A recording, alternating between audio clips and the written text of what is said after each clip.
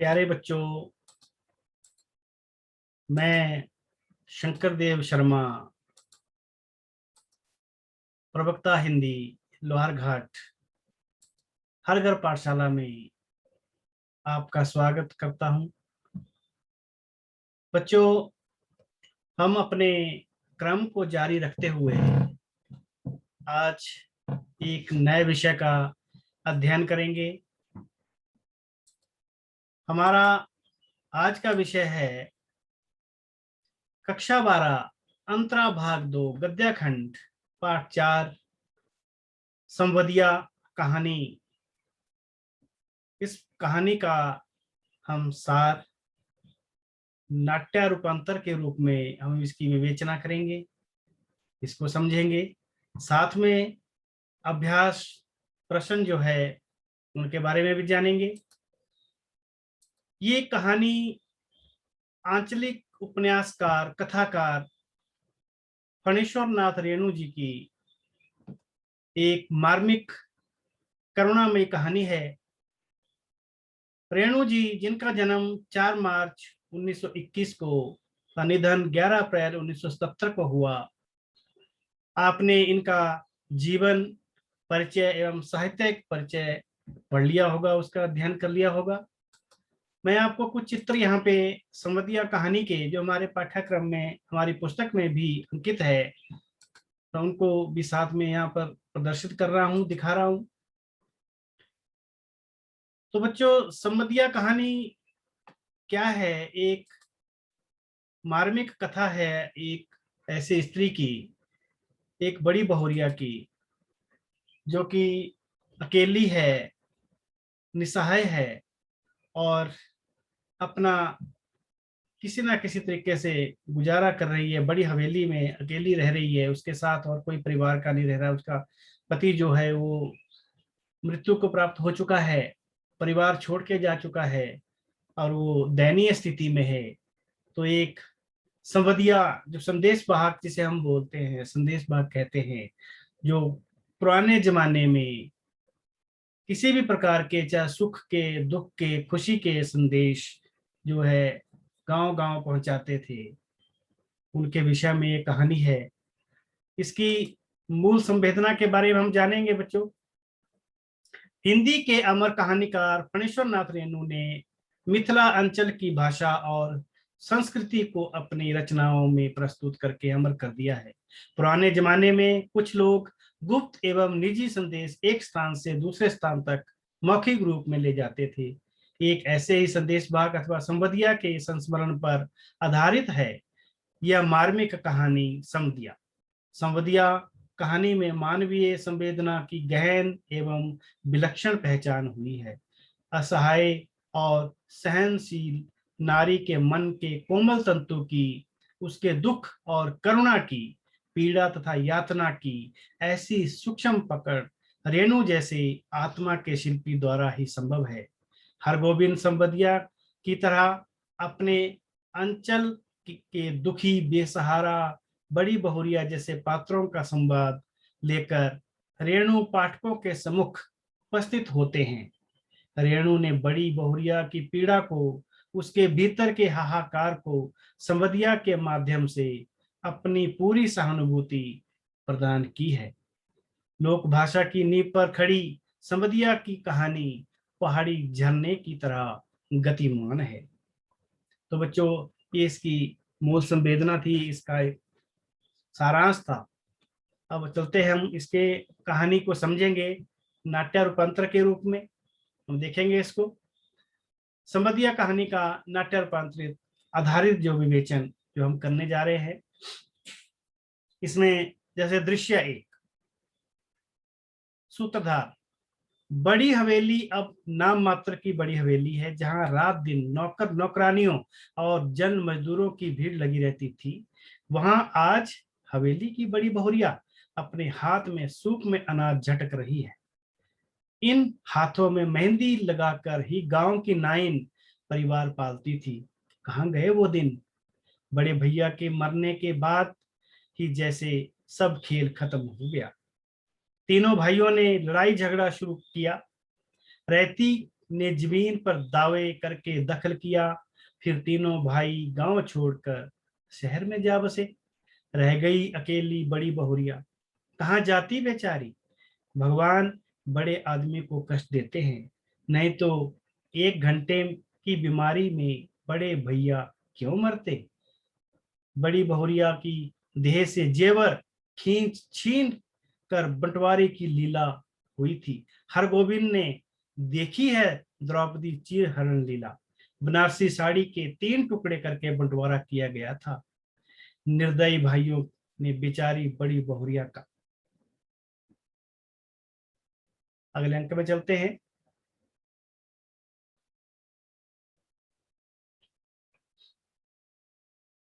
स्थान जो है बड़ी हवेली। हरगोविंद बड़बड़ाते हुए जा रहा है, तो आज भी किसी को संबंधिया की जरूरत पड़ सकती है। इस जमाने में जबकि गांव गांव में डाकघर खुल गए हैं, संबंधिया के मार्फत संवाद क्यों भेजेगा कोई। आज तो आदमी घर बैठे ही लंका तक की खबर भेज सकता है और वहां का कुशल संवाद मंगा सकता है। फिर उसकी बुलाहट क्यों हुई। हरगोविंद बड़ी हवेली की टूटी ड्योढ़ी पार कर अंदर गया।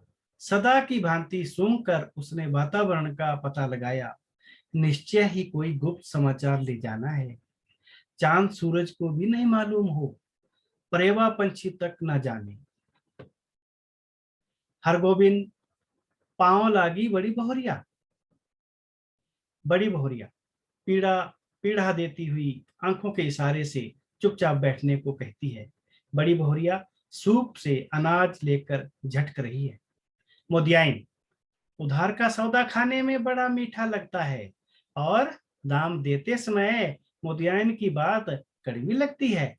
मैं आज दाम लेकर ही उठूंगी। बड़ी बहुरिया चुप रह जाती है। हरगोविंद, मोदियाइन का की बाकी बकाया वसूलने का क्या काबुली कायदा तो तुमने खूब सीखा है। मोदियाइन, चुप रहे, मुझ हमसे निमोचिए। हरगोविंद, क्या करूं काकी, भगवान ने मूछ दाढ़ी दी नहीं, ना काबुली आगा साहब की तरह गुलजार दाढ़ी। मुदियाइन, फिर काबुल का नाम लिया तो जीभ पकड़कर खींच लूंगी। हरगोविंद, जीभ निकाल कर दिखलाता है। मुदियाइन गाली देती हुई चली जाती है।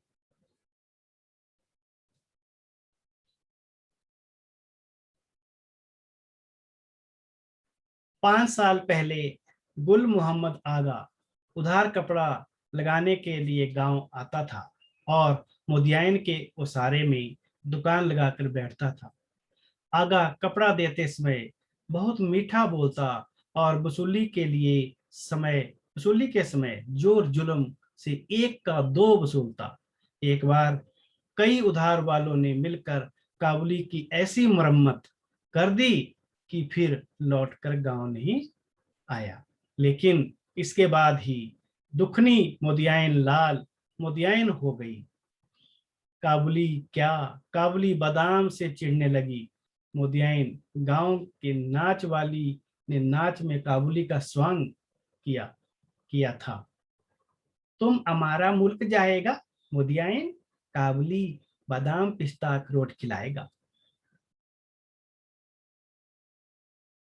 बड़ी बहुरिया, हरगोविंद भाई, तुमको एक संवाद ले जाना है, आज ही बोलो, जाओगे ना। हरगोविंद, कहाँ। बड़ी बहुरिया डबडबाई आंखों से, मेरी माँ के पास। हरगोविंद, कहिए क्या संवाद है। बड़ी बहुरिया रोती है। हरगोविंद, बड़ी बहुरिया, दिल को कड़ा कीजिए।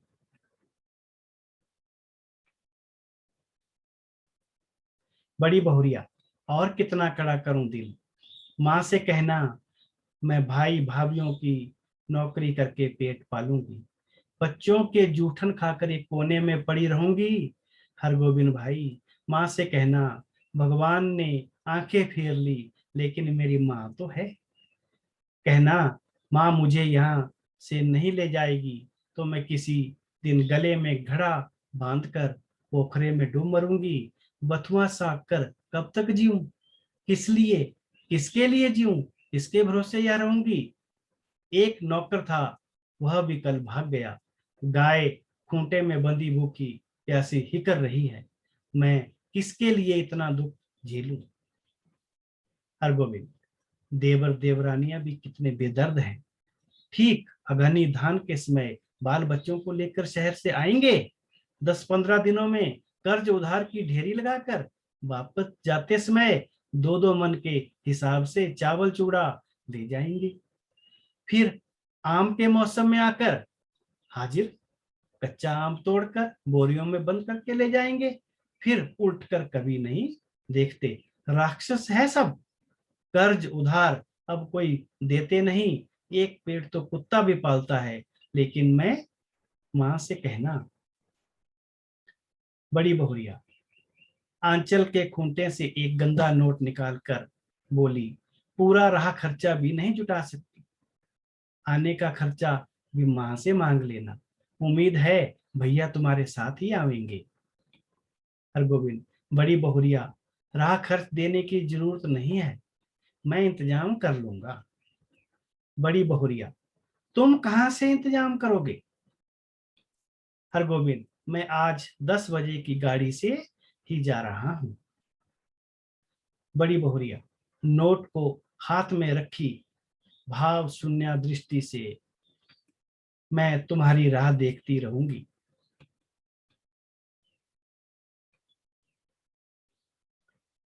संवदिया अर्थात संवाद वाहक।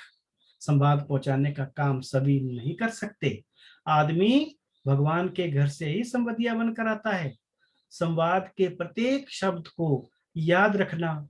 जिस सुर और स्वर में संवाद सुनाया गया है, ठीक उसी ढंग से सुनाना सहज काम नहीं।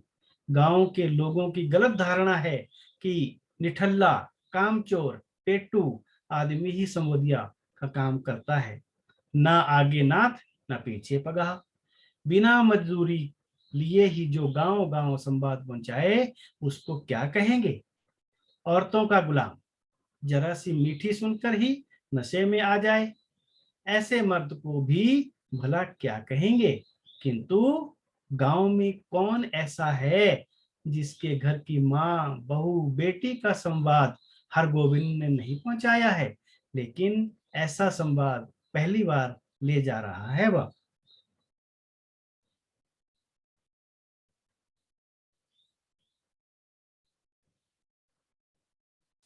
रेलगाड़ी में चढ़कर हरगोविंद जा रहा है।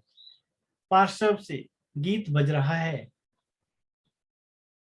पैया पर दाढ़ी धरूं, हमरी संवाद ले ले जाओ रे संवदिया या। हरगोविंद यात्री से, क्यों भाई साहब, थाना भीमपुर में डाक गाड़ी रुकती है या नहीं? यात्री कुड़कर, थाना भीमपुर में सभी गाड़ियां रुकती हैं। कटिहार जंक्शन में हरगोविंद उतर जाता है। स्टेशन में अनाउंस होता है कि थाना भीमपुर, खगड़िया और बरौनी जाने वाली यात्री 3 नंबर प्लेटफार्म पर चले जाएं। गाड़ी लगी हुई है। वह भीमपुर स्टेशन पर उतरता है। हरगोविंद मन ही मन इस पगडंडी से बड़ी बहुरिया अपने मैके लौट जाएगी, गांव छोड़कर चली आवेगी, फिर कभी नहीं आएगी। तब गांव में क्या रह जाएगा? गांव की लक्ष्मी ही गांव छोड़कर चली आवेगी। किस मुंह से वह ऐसा संवाद सुनाएगा?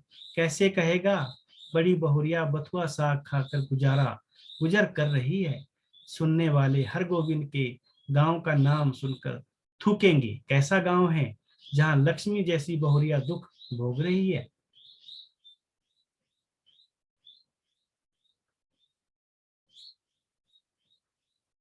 आदमी, जलालगढ़ का संवदिया आया है, न जाने क्या संवाद लेकर आया है। आदमी, राम राम भाई, कहो कुशल समाचार ठीक है ना? राम राम भैया, भैया जी, भगवान की दया से सब आनंदी है।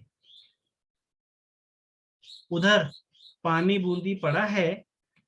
हरगोविंद, हाँ खूबेच वर्षा हुआ है। रामकिशन, दीदी कैसी है? हरगोविंद, भगवान की दया से सब राजी खुशी है। रामकिशन, आओ घर में बैठते हैं। हरगोविंद, माता पांव लागी माए जी। माता, चिरंजीवी रहो बेटा, कहो बेटा क्या समाचार है। हरगोविंद, माए जी आपके आशीर्वाद से सब ठीक ठाक है।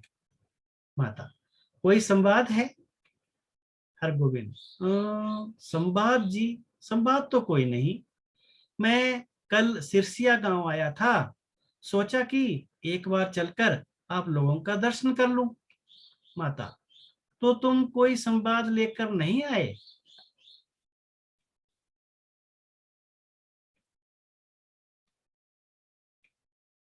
हरगोविंद, जी नहीं, कोई संवाद नहीं। ऐसे बड़ी बहुरिया ने कहा है कि यदि छुट्टी हुई तो दशहरा के दिन गंगा जी के मेले में आकर माँ से भेंट मुलाकात कर जाऊंगी। छुट्टी कैसे मिले, गृहस्थी बहुत बड़ी बहुरिया पर ही है। माता, मैं तो बबुआ से कह रही थी कि जाकर दीदी को लिवा लाओ, यहीं रहेगी।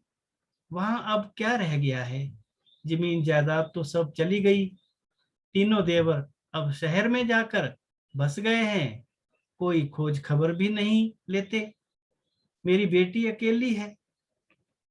हरगोविंद, नहीं माया जी, जमीन जायदाद अभी भी कुछ कम नहीं है, जो है वही बहुत है। टूट गई है तो क्या, आखिर बड़ी हवेली ही है, स्वांग नहीं। यह बात ठीक है, मगर बड़ी बहुरिया का तो संसार गांव ही परिवार है। हमारे गांव की लक्ष्मी है बड़ी बहुरिया। गांव की लक्ष्मी गांव छोड़कर शहर कैसे जाएगी।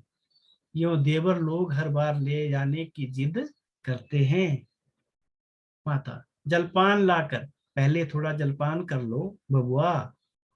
हरगोविंद, मन में सोचता है, भात, दाल, 3 किस्म की भाजी, घी, पापड़, अचार।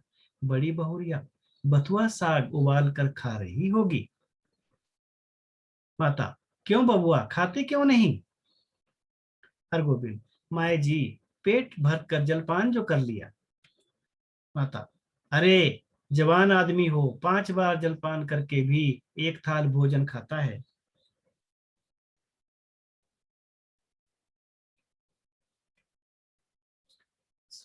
हरगोविंद ने कुछ खाया नहीं, खाया खाया नहीं गया। संबदिया डट कर खाता है और अफर कर सोता है, किंतु हरगोविंद को नींद नहीं आ रही है। ये उसने क्या किया, वह किस लिए आया था, वह झूठ क्यों बोला। नहीं नहीं, सुबह उठते ही माता को बड़ी बहुरिया का सही संवाद सुना देगा। अक्षर अक्षर माए जी आपकी इकलौती बेटी कष्ट में है, आज ही किसी को भेजकर बुला लीजिए, नहीं तो वह सचमुच कुछ कर बैठेगी। आखिर किसके लिए जिए, वह इतना सहेगी। बड़ी बहुरिया ने कहा है भाभी के बच्चों के जूठन खाकर एक कोने में पड़ी रहेगी। रात भर हर गोविंद को नींद नहीं आई।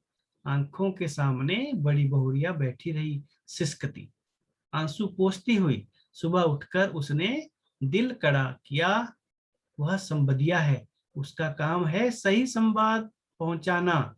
वह बड़ी बहुरिया का संवाद सुनाने के लिए माता के पास जा बैठा। माता, क्या है बबुआ, कुछ कहोगे। हरगोविंद, माए जी मुझे इसी गाड़ी से वापस जाना होगा। माता, अरे इतनी जल्दी क्या है, एक आध दिन रहकर मेहमानी कर लो।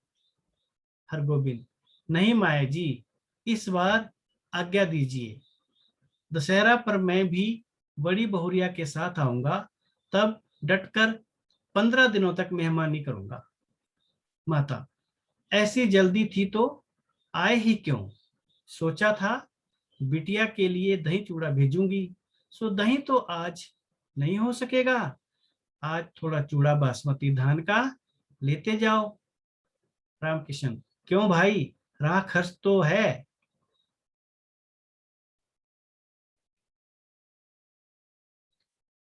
स्टेशन पर पहुंचकर हरगोविंद ने हिसाब किया, उसके पास जितने पैसे हैं उससे कटिहार तक टिकट ही वह खरीद सकेगा।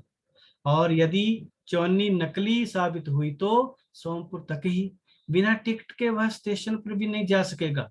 डर के मारे उसकी देह का आधा खून सूख जाएगा। गाड़ी बैठते ही उसकी हालत अजीब हो गई।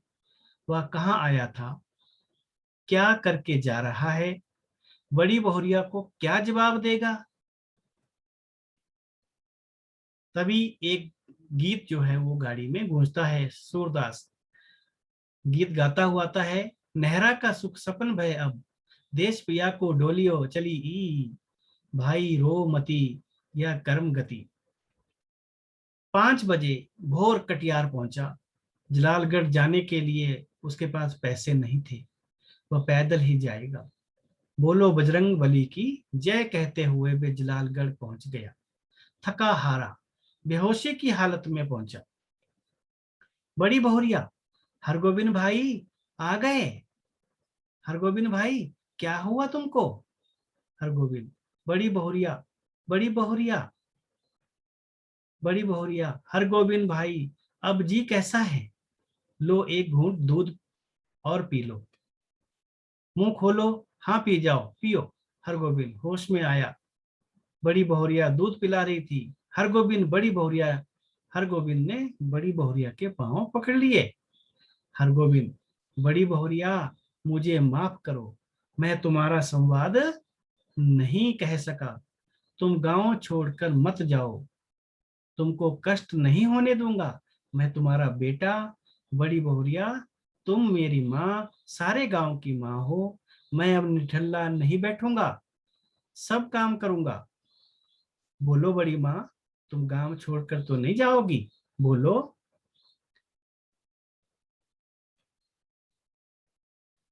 बड़ी बहुरिया गर्म दूध में एक मुट्ठी बासमती चूड़ा डालकर भसकने लगी। संवाद भेजने के बाद से ही वह अपनी गलती पर पछता रही थी। तो बच्चों, ये कुछ कहानी का संक्षिप्त संवाद जो मैंने अंक के आधार पर एक उसकी विवेचना हमने की, इसको समझा। तो इस कहानी को हम अपनी पाठ्य पुस्तक में भी विस्तार से जो पढ़ सकते हैं। एक मार्मिक करुणामयी कहानी है। बड़ी बहुरिया के जो दयनीय दशा का वर्णन जो किया है। संवदिया उसके संवाद को लेकर उसके मायके जाता है, लेकिन वो संवाद वहां पर सुना नहीं पाता। बड़ी बहुरिया की उस स्थिति को उसके आंखों और में उसके जो दिल में दिमाग में उसकी जो चित्र छवि बनी है वह उसको ही याद करता है, लेकिन वहां पर संवाद नहीं सुनाता। क्यों कि अगर मैंने संवाद सुना दिया, बड़ी बहुरिया मायके आ गई तो गांव की बेइज्जती होगी। और इसलिए वो बड़ी बहुरिया से आकर वापस कहता है कि मैं तुम्हारा बेटा बनकर रहूंगा, तुम्हारा हर काम करूंगा, तुम्हारी सेवा करूंगा, इसलिए तुम वादा करो कि तुम अपने मायके नहीं जाओगी। और बड़ी बहुरिया भी संवाद देकर संवदिया को भेज दिया था, लेकिन उसके बाद वो इस बात पे पछता भी रही थी कि मैंने गलत भेज दिया। तो बच्चों, ये फणीश्वरनाथ रेणु जी की जो कहानी है, एक बहुत ही करुणामयी कहानी है। तो अब इसके हम आगे चलते हैं, कुछ अभ्यास प्रश्नों पर नजर डालेंगे। अभ्यास प्रश्न बच्चों, जैसे कि पहला प्रश्न हम देखते हैं, संवदिया की क्या विशेषताएं हैं और गांव वालों के मन में संवदिया की क्या अवधारणा है। संवदिया की विशेषताएं इस प्रकार से है। दिए गए संवाद को जैसे वैसे ही बोलना पड़ता है। संवाद के साथ भावों को भी वैसे का वैसा ही बताना पड़ता है। संवाद को समय पर पहुंचाना एक संवदिया की विशेषता होती है। संवदिया को भावनाओं में नहीं बहना चाहिए, उसे संवाद को भावनाओं से अलग रखना चाहिए, उसे मार्ग का ज्ञान होना चाहिए। संवाद को पहुंचाने में गोपनीयता बहुत आवश्यक है। गांव वालों के मन में अवधारणा है कि संवदिया एक कामचोर निठल्ला पेटू आदमी होता है, जिसके पास और कोई काम नहीं होता, वही संवदिया बन जाता है। अब अगला प्रश्न देखते हैं बच्चों।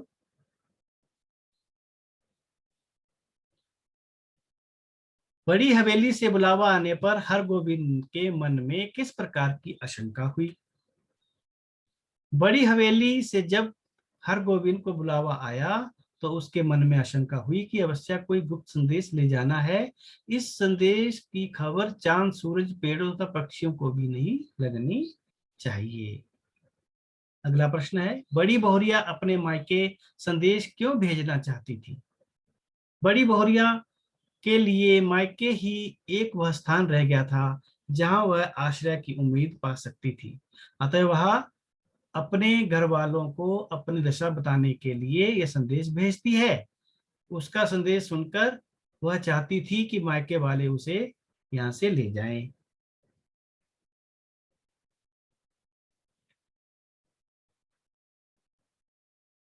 अगला प्रश्न बच्चों, हरगोविंद बड़ी हवेली में पहुंचकर अतीत की किन स्मृतियों में खो जाता है? हरगोविंद ने जब बड़ी हवेली में कदम रखा तो उसे बीते समय में हवेली के ठाठ बाट की याद आ गई। बड़े भैया के रहते हुए इस हवेली की शान ही अलग थी। घर में नौकर नौकरानियों, लोगों तथा मजदूरों की भीड़ हर समय रहा करती थी। बड़ी बहुरिया मेहंदी लगे हाथों से ही कई नाइन परिवार की जिम्मेवारियां उठाया करती थी, यानी कि अपने परिवारों का पालन पोषण इस हवेली से ही उनका चलता था। अब वह दिन नहीं, अब वह दिन नहीं है। हवेली नाम की बड़ी हवेली रह गई है और यहाँ की बड़ी बहुरिया की हालत अब नौकरानियों से भी कम रह गई, यानी कि कोई भी आते जाते उसको खरी खोटी सुनाकर चला जाता है, क्योंकि उसके पति जो है वो मर चुके हैं और 3 देवर और देवरानियां वो जाकर शहर में बस गए हैं। बड़ी हवेली में जो है बहुरिया जो अकेली रहती है और उसको खाने के भी लाले पड़े हैं और किस प्रकार वो अपना गुजारा करती है, इससे वो बहुत दुखी है। संवाद कहते वक्त बड़ी बहुरिया की आंखें क्यों छलछला आई? संवाद कहते वक्त बड़ी बहुरिया दुख आंखों के जरिए बाहर आ गया। बड़ी बहुरिया का जो दुख था बाहर आ गया अश्रुओं के माध्यम से। संवदिया के आगे उन्हें अपनी दशा व्यक्त करनी पड़ी। अभी तक उन्होंने अपनी दशा को छुपाए, सबसे छुपाए रखा था, लेकिन अब संवदिया उनकी दशा को जानता था। अपनी करुण दशा का वर्णन करते हुए उसकी जो आंखें जो है छलछला आई।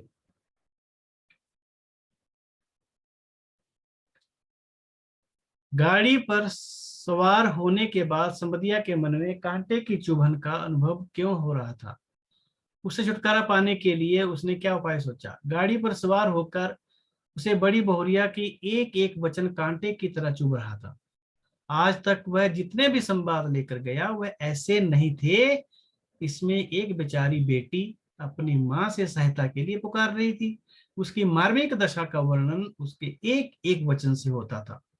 उसके वचन संवदिया को दुखी कर रहे थे। उसने उनसे छुटकारा पाने के लिए पुराने संदेशों को याद करने लगा। साथ ही उसने एक पुराना संवदिया गीत भी याद कर लिया, उसे वो गुनगुनाने लग गया। बड़ी बहुरिया का संवाद हरगोविंद क्यों नहीं सुना सका? बड़ी बहुरिया जब वो उसके मायके पहुंचता है तो वह सोचता है कि बड़ी बहुरिया उस गांव की लक्ष्मी है। अपने गांव की लक्ष्मी की दशा दूसरे गांव में जाकर सुनाना उसे अपमान लगा।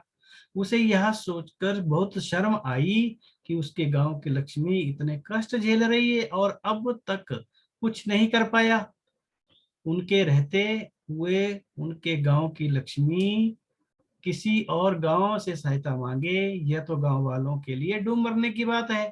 अतः बड़ी बहुरिया का संवाद सुना नहीं सका।